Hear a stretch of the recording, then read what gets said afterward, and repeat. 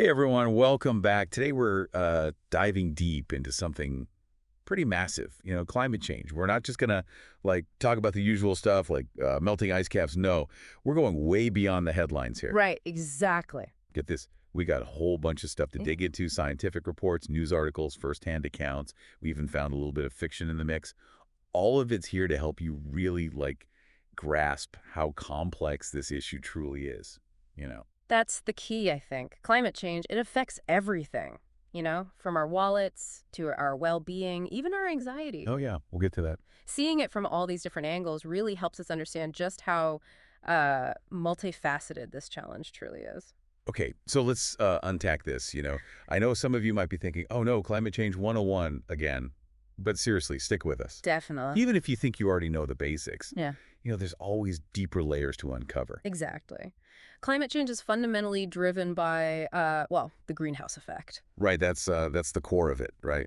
Yeah, certain gases in our atmosphere trap heat from the sun. Think of it like a giant blanket wrapped around the Earth. The problem is human activity, especially since the Industrial Revolution, has made this blanket way too thick. It's like we've turned up the thermostat on the whole planet, Exactly. and now we're really sweating the consequences. Yeah. And the EPA report, it doesn't really sugarcoat it. They show how these greenhouse gas concentrations have skyrocketed since the 18th century, mostly due to burning, those fossil fuels. And the costs are, they're already hitting us hard. The NOAA reports on those, what do they call them, billion-dollar disasters in the U.S. Nice. Yeah, those are a real wake-up call. More frequent hurricanes, intense floods, massive wildfires, all fueled by climate change, are causing tons of damage and disrupting lives. It's crazy. Remember Hurricane Helene in 2024? Oh, yeah, The absolutely. one that devastated Asheville, North Carolina? Right. Deadliest hurricane to hit the U.S. mainland since Katrina? Those images are, seared into my memory. That collapsed railroad bridge. And the streets just turned into rivers. Yeah, it's wild how these billion-dollar events are happening more and more often, Like in the past 6 years, we've only had an average of, 18 days between them, compared to 82 days back in the 1980s. It's crazy. It's this relentless cycle, right? Mhm. Communities are just struggling to recover and prep for the next one over and over. Yeah, exactly. Okay, so we're getting hit financially, obviously, and we're seeing real suffering. But there's this other cost that doesn't always get enough attention: food, what we eat. Yeah. It's directly tied to the climate. Right. Reports from the UN, EPA, and even NASA all point to this growing threat to our food systems. Rising temperatures, weird rain patterns, and all these crazy weather events are wreaking havoc on crops and livestock worldwide. Imagine your favorite corn chips suddenly costing twice as much. Right. Exactly. That's the kind of impact we're talking about. This NASA study, I was reading it the other day, and it suggests maize yields could plummet by 24% by the end of the century, potentially leading to, food shortages and price spikes. Yeah. It's wild. That raises a really crucial question, though. How will these changes in food production affect, global prices, trade, and access to nutritious food, especially for vulnerable populations? Right. It's a super complex issue with far-reaching consequences that honestly demands our urgent attention. Okay, so we got the money side and the food angle, but then there's the human impact. We're not just talking about statistics here. Yeah. For millions of people, climate change is already their daily reality. It's forcing people to leave their homes, become climate migrants. The UNHCR and IPCC reports, they really bring home the scale of this displacement. We're talking millions of people uprooted every year because of extreme weather, rising sea levels, relentless droughts.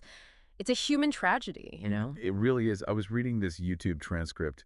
It was about this guy, Moment Mallister. And his story just, it really brought it home for me. He says, I am dying. My eyes are so dry they feel like sandpaper. You can just hear the desperation in his voice.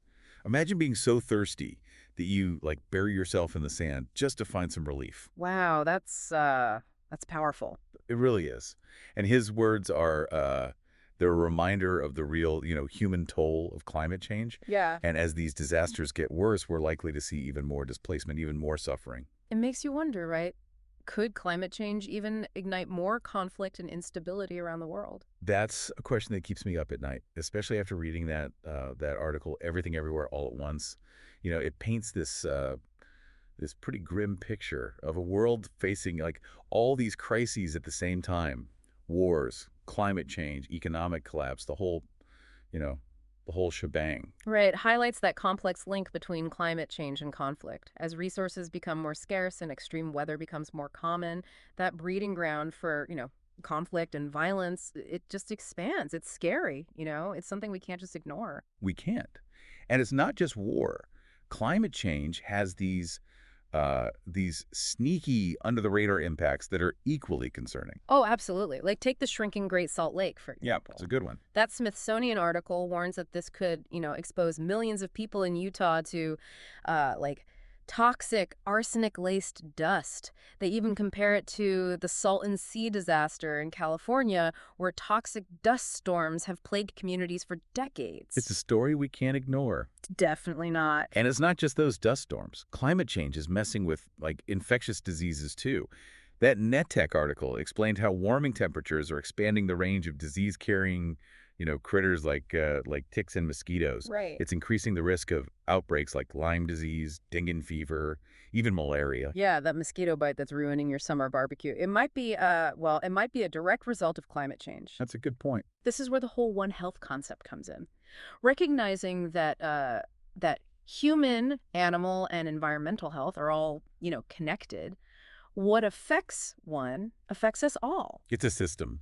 It is. And we can't just treat diseases in isolation. We got to address the environmental factors that are, driving them in the first place.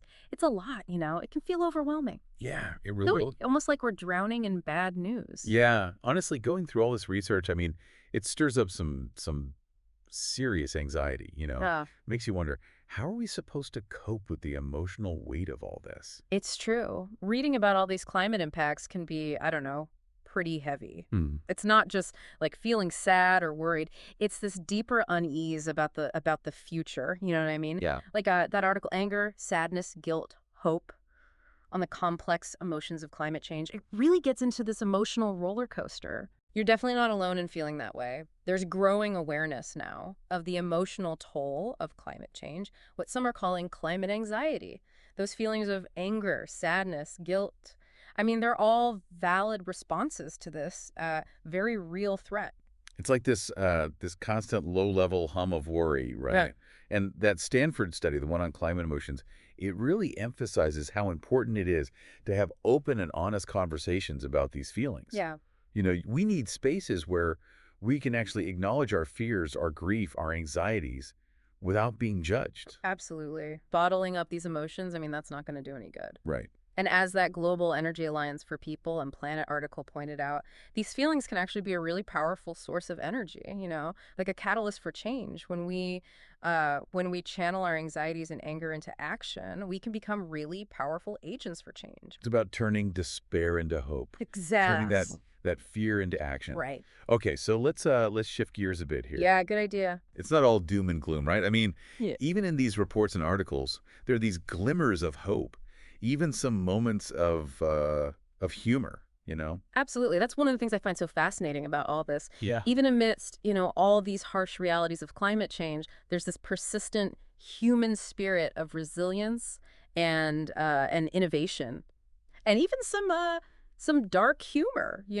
There's this little snippet of fiction that we came across. Oh yeah. Yeah, it says, these are just a few of the things that happened to the super rich, and not many people were upset about it either.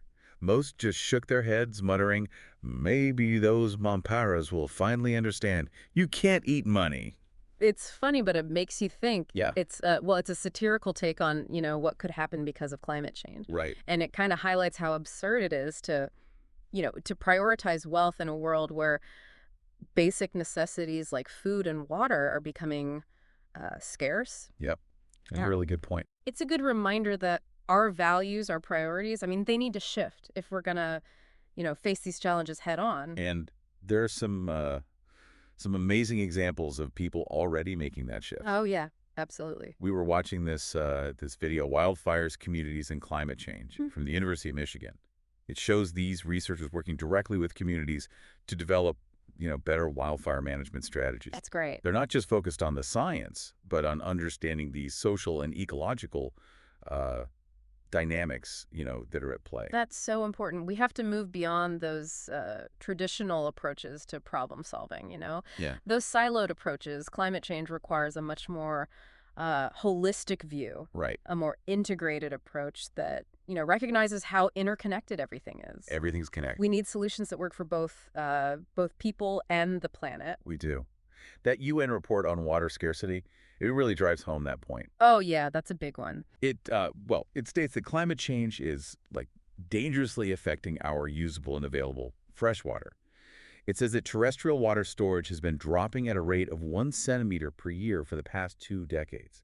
This impacts everything: our drinking water, agriculture, ecosystem health, you name it.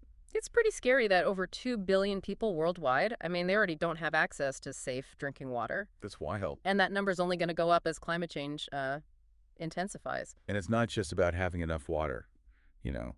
It's also Yeah. about clean water. Right, safe water. Like the APHA article, the one on climate change's health, water quality and accessibility, it points out that all this stuff, rising water temperatures, floods, droughts, it's all making water pollution worse. Yeah, so we're basically getting hit with a double whammy. We are. Less water and dirtier water. And that's a major threat to public health, especially for vulnerable communities, right? It is. We need to invest in, more sustainable water management practices. That includes everything from reducing pollution at the source to protecting those watersheds. And developing more resilient infrastructure. Right. And we got to act fast We do. because, as that UN report warns, climate change is making extreme weather events, things like floods and droughts, way more frequent and severe. Yeah, I mean, since 2000, flood-related disasters, they've jumped by 134% compared to the previous 2 decades. It's huge. That's a crazy increase. It really is. And it's not just floods. Droughts, too, are getting more frequent and more intense. They're lasting longer and impacting wider areas, And it's putting so much pressure on our water resources, agriculture, and I ecosystems. was watching that Vox video, the one on how climate change is like supercharging hurricanes. Oh, yeah, that was good. They explain how hotter ocean temperatures are basically fueling more powerful hurricanes. Yeah. That leads to stronger winds, heavier rainfall, and those destructive storm surges. And as the Center for Climate and Energy Solutions points out, the cost of these hurricane-related disasters, it's going through the roof. It's skyrocketing. Yeah, in the U.S. alone, I mean, hurricane damage from 1980 to 2024, it totaled over $1.5 trillion. Wow. And that's just a small fraction of the global cost. It feels like we're stuck in a disaster movie or I something. know what you mean. But it's real life. It is. It's real life with incredibly high stakes. Yeah. But as the World Bank points out, there are things we can do. There are steps we can take to reduce our vulnerability to all these water-related hazards. Yeah. Like investing in early warning systems. Yeah. Building more resilient infrastructure. Right. And promoting those sustainable land management practices. Those can all help to, mitigate the impacts. You got to be proactive, not reactive. Yeah, exactly. We need to shift from that crisis management mindset to a risk management mindset. I like that. And that shift, I mean, it applies to our energy systems as well. Absolutely. We can't keep relying on those fossil fuels. I mean, they're the main culprit behind this whole climate mess, right? Right. Transitioning to clean energy sources. I mean, that's absolutely essential. The good news is that transition, it's already happening. It is. Renewable energy technologies like solar, wind, hydropower, I mean, they're becoming more and more cost competitive with fossil fuels. Right. And we're seeing, their adoption accelerate globally. That's great to hear. And does climate change cause conflict? Article pointed out this move toward clean energy could actually have a domino effect. Oh yeah, how so? Well, potentially reducing conflict over scarce resources like oil and gas. It's a win-win. It is. By going green, we're not only tackling climate change, we're fostering peace and stability. It's clear that we need, bold action. We do. From governments, businesses, individuals, Good. to avoid the worst case scenarios. But there's this growing recognition that technology can really help us, tackle this challenge. Technology can be a game changer, both in Mhm. mitigation and adaptation. For instance, we've got those carbon capture and storage technologies that could potentially remove, carbon dioxide directly from the atmosphere. That's huge. And there are also, advancements in agricultural biotechnology. Those could lead to drought-resistant and heat-tolerant crops. So we could like engineer our way out of this. Well, maybe not completely, Right. but technology can definitely play a part. Yeah. But there's a catch, right? Not all technologies are created equal. That's true. That Food and Water Watch article, it brings up some concerns about carbon capture and Hmm. storage. Oh, yeah.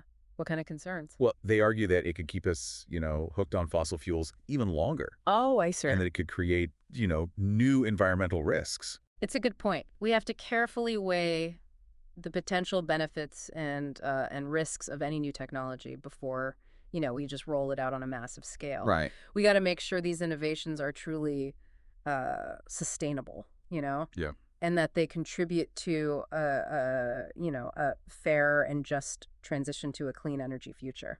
And speaking of a just transition, I mean, we can't forget about those most vulnerable to climate change. Right. The people on the front lines. The people who have often contributed the least to this problem. Yeah. We have to make sure they're not, left behind in this transition to a more sustainable future.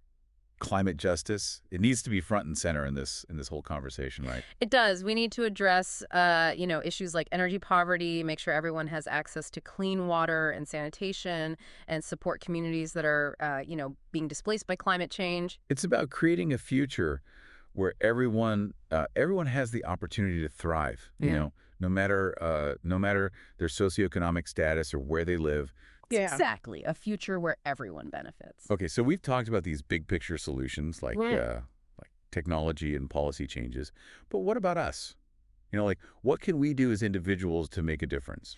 It starts with recognizing that our daily choices, they actually matter. They do. The food we eat, the clothes we buy, how we get around, even the energy we use at home, it all contributes to our carbon footprint.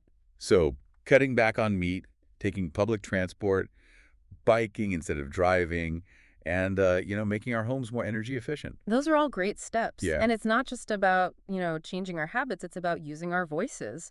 Contact your elected officials and push for, climate-friendly policies.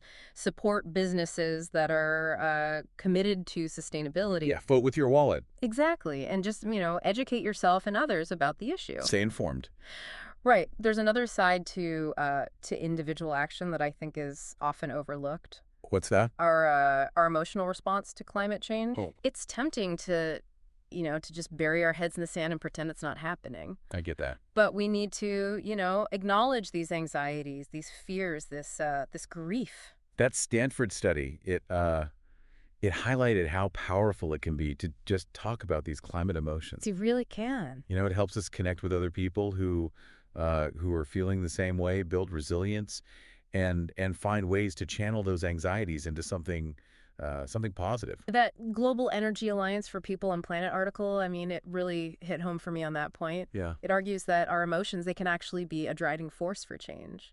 When we share our stories, our fears, our hopes for the future, it can inspire others to take action. It's about tapping into that shared sense of urgency Exactly. and using it to make a difference. Right. And let's not forget about hope. Oh, absolutely not. It's easy to feel overwhelmed by all this, by the sheer scale of the climate crisis. It is a lot. But we're not powerless. We're not. You have agency. That article, Anger, Sadness, Guilt, Hope, on the complex emotions of climate change, it reminds us that even in the midst of all these challenges, there are still reasons to be hopeful. There are, like those rapid advancements in clean energy technologies, the growing global climate movement, Yep. and the increasing awareness of the issue among young people. Those are all positive signs, right? They are. It's about holding on to that hope, Right. believing that we can, create a better future for ourselves and for generations to come. And it's about, taking action to make that hope a reality. Yeah. Whether it's a small step or a giant leap, every action counts. Every action counts. Because as that UN report on water scarcity makes clear, our collective future, it depends on it. Wow, so we've covered a lot in this deep dive, huh? From the science of climate change to the economic, the social, the emotional impacts. We've explored the challenges, potential solutions, the role of technology and individual action. It's a lot to process. It is. What's been the biggest takeaway for you? What really strikes me is just how interconnected everything is.